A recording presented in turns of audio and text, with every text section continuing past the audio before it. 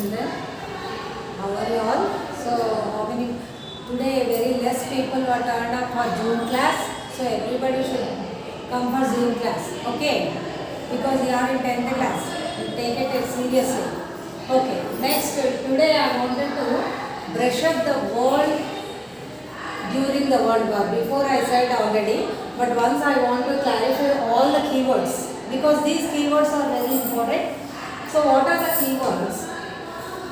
Actually, first the world during the World Wars. Actually, in the 20th century, the total 2 World Wars occurred. So in that World Wars, what are the causes? Why that World Wars were happened? And what are the causes? And after World War, what are the circumstances happened? And what are the consequences after the World War? These are all we have to learn. And how many countries were involved in that? Why it is became World War? Because almost in the First World War, almost all world countries were involved in that. So before going to the subject, we have to learn some important keywords. Those keywords are industrial capitalism, aggressive nationalism, militarism, imperialism, Nazism and socialism. These are the few keywords. Still some more are there. So first I want to explain this. So what is industrial capitalism? Actually, what is industrialization? You all know that industrialization, once population is increasing every year in the total throughout the world. So only with the handmade goods and all, it is very difficult to survive all the people. Necessities will not be fulfilled.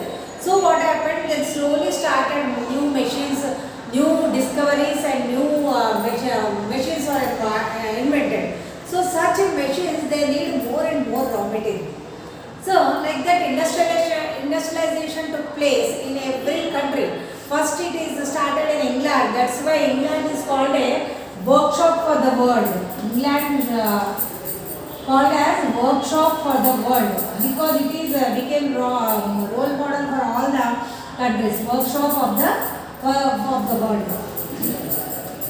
England was started first industrialization. So when the industrialization started, the government started some industries and private people, those who are very rich and very rich people, they started, some private people owned some industries. So like that industrialism, capitalism, they invested capital. How? It refers an economic and social system in which trade and industry and capital are privately controlled and operated for profit. So always if some government works on the some product, then what happens? Definitely they will see the not profit motive, they will see the service motive. When everyone can get the goods and all, that service motive will see, though they get loss also if the government works. But the private people works, the private people are investing themselves, their money they are investing. So such time what happens? Definitely they will see only for the profits. So here what is happening? It refers to the industrial capitalism. Those private people are investing some capital, that is investment. It refers to an economic and social system.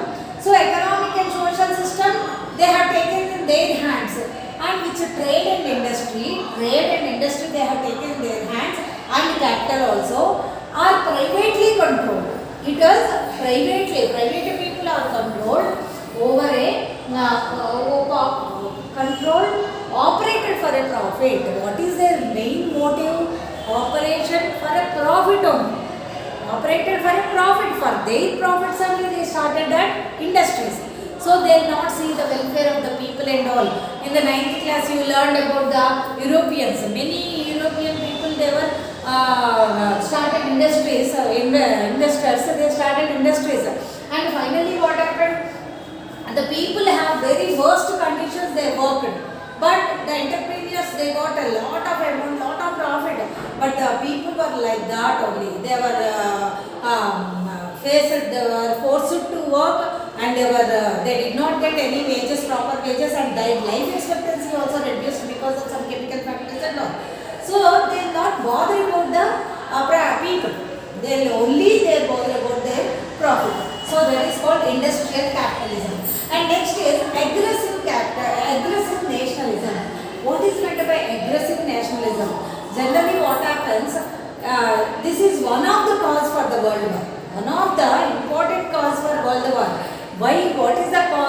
that is aggressive nationalism. It is a extreme belief.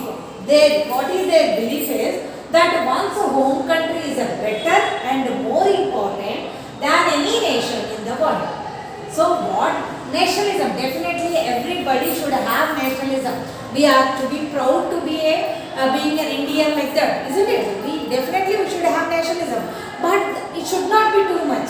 So here what is it? The belief is that one's home country is better and more important to them. Okay, till that it's fine. But again, and the nation and having hatred against the neighboring countries. They have nationalism about their country, then that's good. But hatred among their other nations. So that is a terrorist act.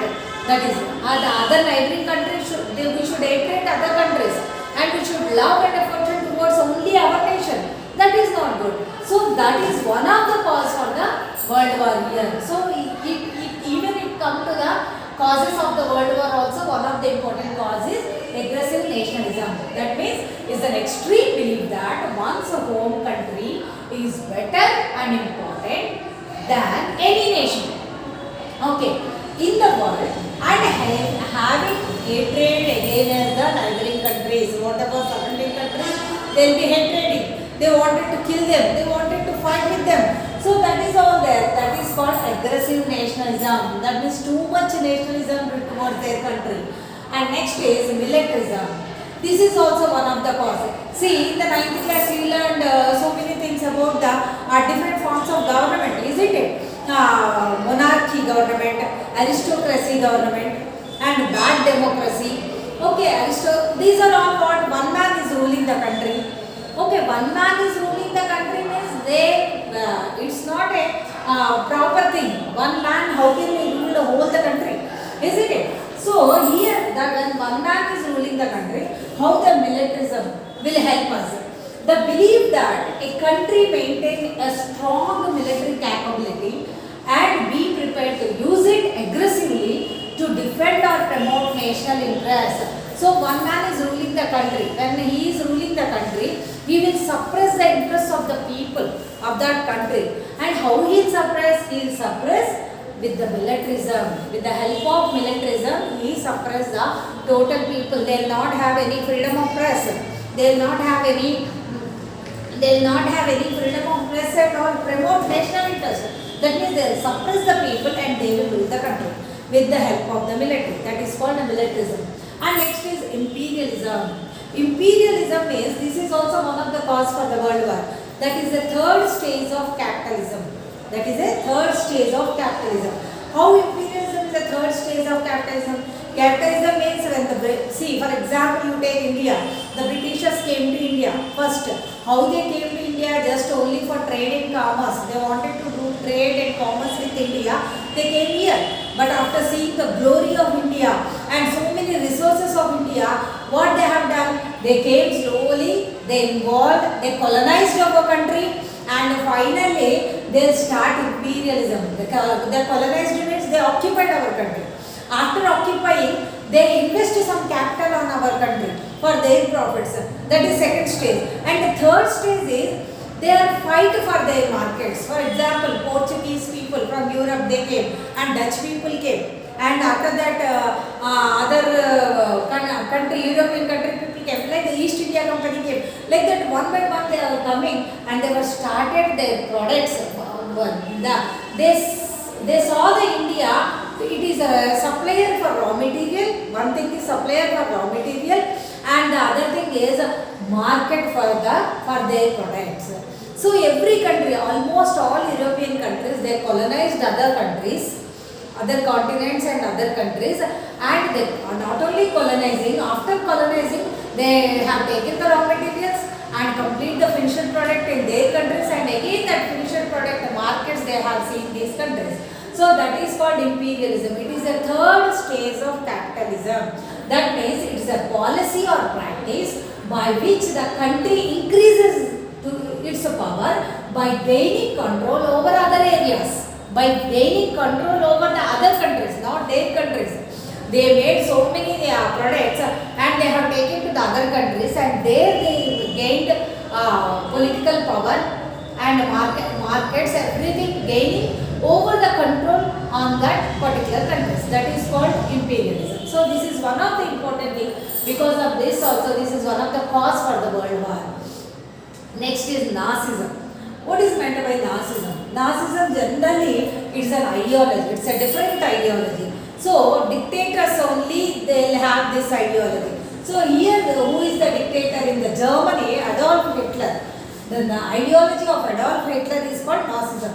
So Adolf Hitler, the German dictator, which encouraged armed forces, okay, regaining territories. See this, encourage armed forces. That means again militarism. He completely with the help of militarism and regaining territories. Regaining territories means whatever lost their territories, those territories again regained, and hatred towards Jews. Whoever, whole European countries, whoever the Jews are there. Who are the Jews? Jews are one set of the Christianity. So that Jews, they are the minorities. So that those minorities, why there is a hatred among the Jews? Because there is a one reason. He felt that, Adolf Hitler felt that the Jews are only the cause for the crucifixion of Jesus Christ. Crucifixion of Jesus Christ is the only reason to suppress the Jews. That's why he all over the world, whoever Jews are there, Adolf Hitler killed them. Mass killing was happened in his period. Okay, Jews in Germany. So Nazism is the ideology of Adolf Hitler. It is one man ruling the country. And what is he? How he encouraged? He encouraged the armed forces, that is militarism, with the help of militarism, and regaining territories, whatever the lost territories in the First World War and before that, those territories he regained, and hatred towards Jews. He killed mass killing of Jews in Germany. That is all happened with the ideology of Nazism. That's why he was a great dictator in the world. Adolf Hitler was a great dictator in the world. He is from Germany. And next is socialism. It is completely opposite to the Nazism is socialism. Socialism is complete centralized planning. How it is centralized planning is an economic and political system based on public or collective ownership in the means of production. So whatever the means of production, total production of the nation is, it should be distributed each and every person in the country. So that is better. Government has to centralize his planning, and government has to distribute all the resources to all the people according to their merits, isn't it? So that is called socialism. That is a centralized planning or collective ownership. It is called as a public or collective ownership. So it is completely opposite to Nazism. Why? Because in the socialism, people and government will coordinately work. Here there is no no question of people. Only the one man is ruling the country with the military help, isn't it? If the people they don't have any freedom of press, they don't have any public speaking in the outside. These are all, nothing will be there. So they will be suppressed by the government here. But here it is not like that. It is a teamwork with the government and people. Both coordinately work, and collective ownership will be there, and natural resources will be distributed to all the people according to their merits. Okay, so here it is emphasizing the equality. Here they are taking great care to the public. Here it is not like that. They are not bothered about the public. If public are against the government, then immediately they will be killing by the government. So this is all about the Nazism and socialism. These are the important 6 keywords. Today we will once you go through this video again. Okay, I hope everyone understood, children. Okay, thank you.